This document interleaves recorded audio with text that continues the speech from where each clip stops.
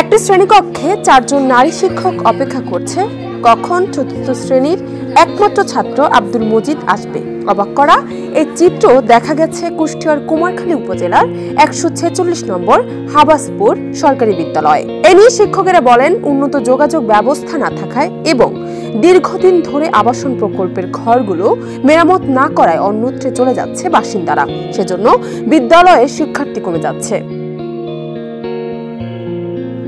বিদ্যালয় সূত্রে জানা গেছে 2014 সালে বিদ্যালয়ের প্রথম থেকে পঞ্চম শ্রেণী পর্যন্ত শিক্ষার্থীর সংখ্যা ছিল 26 জন, আর 2024 সালে শিক্ষার্থী রয়েছে মাত্র 3 জন। অধিকাংশ দিনেই বিদ্যালয়ের শিক্ষার্থীর উপস্থিতির সংখ্যা থাকে শূন্য। শিক্ষার্থী না থাকায় শিক্ষকরাও যাওয়া আসা করেন ইচ্ছে মতো। শিক্ষার্থী না থাকায় বিদ্যালয়ে যেতে চায় না অন্যান্য শিক্ষার্থীরাও। আবাসনবাসীরা জানান, উন্নত যোগাযোগ ব্যবস্থা না থাকায় ঝরাঝীর্ণ ঘরের কারণে অধিকাংশ পরিবারগুলো বিভিন্ন স্থানে চলে গেছেন, সেজন্য দিনে দিনে বিদ্যালয় কমে যাচ্ছে শিক্ষার্থী। বর্তমানে প্রায় 52টি পরিবার সেখানে বসবাস করছেন। ভালো লাগে 2-3 জন একা একা, মানে ভালো লাগে না, পড়াশোনার মন বসে না, যাতে একা একা যাতে মন করে না। অন্য জায়গায় দেখিনি যে ছাত্রগুলো নিজে ডাকি ডাকি পড়ানো, এটা কোনোদিন দেখিনি, কিন্তু ম্যাডামগুলো ভালো না। স্কুলের সওয়াল পাল যায় না, এই নাই ছেলেপেলে নাই বুধাই তো হলো আমাদের সওয়াল পালে একা একা যেতে চায় না। কিন্তু আমার সব সাল পালি পড়াশোনা করেছে, পাস হয়ে বাড়া গেছে। তো মেলাই ছিল বেটা, ওই মাথায় ছিল এই মাথায় ভর্তি ছিল, কিলকিল করতো। এখন কোন কেউ জায়গা কেলে চলে গিয়েছে, কেউ বাসা মেয়ে থাকে, যার যেমন মন বলে সেই সময় চলে গিয়েছে।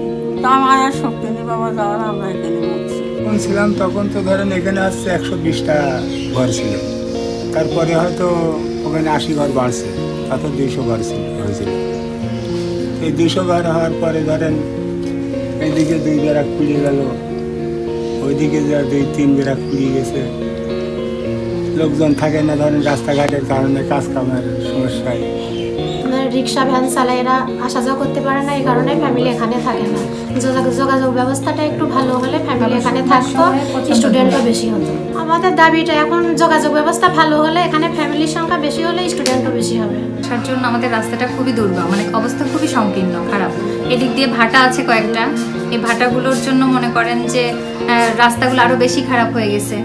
আর মাটির রাস্তা, হেঁটে আসতে হয় আমাদের, অনেকখানি রাস্তা হেঁটে আসতে হয়, প্রায় আধা ঘন্টার সময় হাঁটতে হয়, হেঁটে আসতে হয়। আবার এই যোগাযোগ ব্যবস্থা খারাপের জন্যই মনে করেন আবাসন প্রকল্পের বাড়িঘরগুলো, পরিবারগুলো আর কি এখান থেকে চলে যাচ্ছে, কারণ তাদের কর্মসংস্থানের জন্য বাইরে বের হতে হয় এখান থেকে।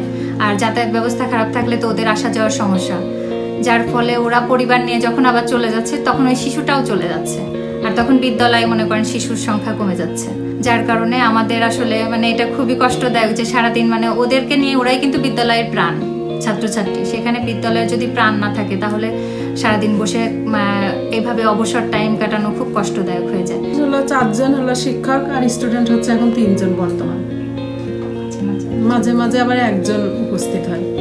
আমাদের হলো শিক্ষার্থী না থাকলে আমাদের অফিসিয়াল নির্দেশ যে স্টুডেন্ট থাকুক আর না থাকুক, আপনারা যে টাইম অফিসিয়াল টাইম সেই টাইম আপনাদের বসে থাকতেই হবে। এখানে যে দেখছেন আমরা এইভাবেই বসে থাকি।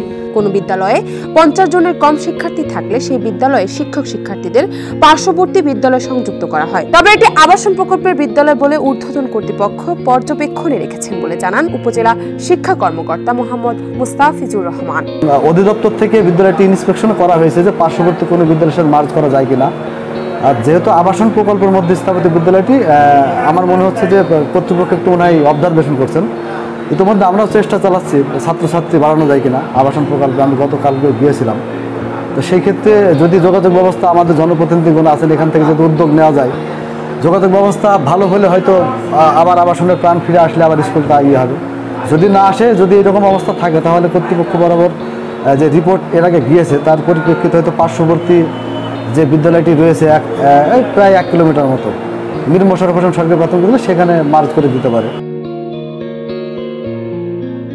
কুষ্টিয়ার কুমারখালী প্রতিনিধি মিজানুর রহমান নয়নের পাঠানো তথ্যচিত্রে ডেস্ক রিপোর্ট সমকাল।